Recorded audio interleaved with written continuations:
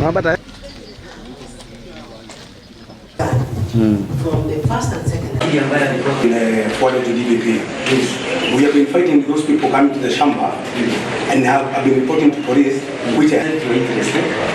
All the issues of both, all the issues of Andrew Nguma umestakiwa na makosa ya kumlaghai mtu ambayo ni kinyume na sheria, kwamba tarehe 18 mwezi wa 8 mwaka wa 2016.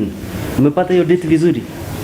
Umestakiwa kwamba pale makutano Mwea ambayo iko hapa Kirinyaga County, mlimlaghai Andrew Ngirichi 1300, ambapo mlijifanya mnaweza muuzia shamba ambayo title number ni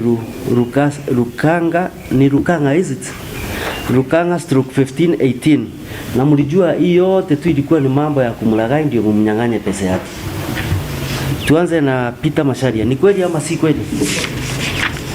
Na Andrew Nguma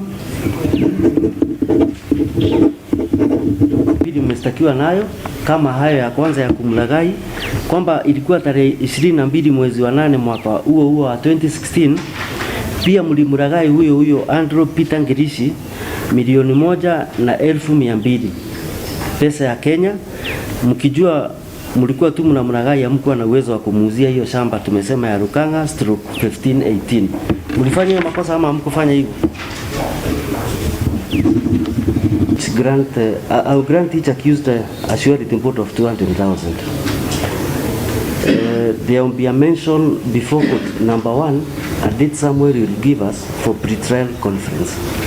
That is date